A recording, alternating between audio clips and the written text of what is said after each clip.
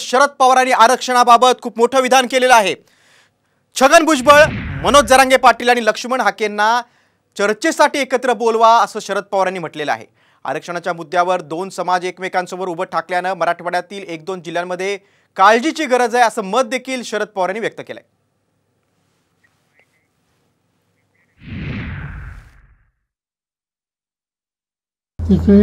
जरांगेंना बोलवा, त्यांच्या सरकारला बोलवा, त्याच्यानंतर ओबीसीच्या संबंधीचा आग्रह धरणारे छगन भुजबळ असतील ते काय त्यांचं हाके ना ते आणि त्यांचे सहकारी त्यांना बोलवा आणि आमच्यासारख्या लोकांची काही उपयुक्तता असेल तर त्यांनाही बोलवा।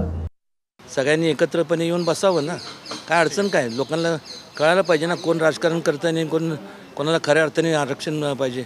आज तुम्ही हे जे काय घटना सोडून तर तुम्ही आरक्षण देऊ शकत नाही आणि जर त्यांच्याकडे पवारसाहेबांकडे किंवा हाके किंवा हे बाकी जरांगेकडे जर असेल तर त्यांनी सांगावं ना, त्या चर्चेतनं मार्ग निघणार आहे।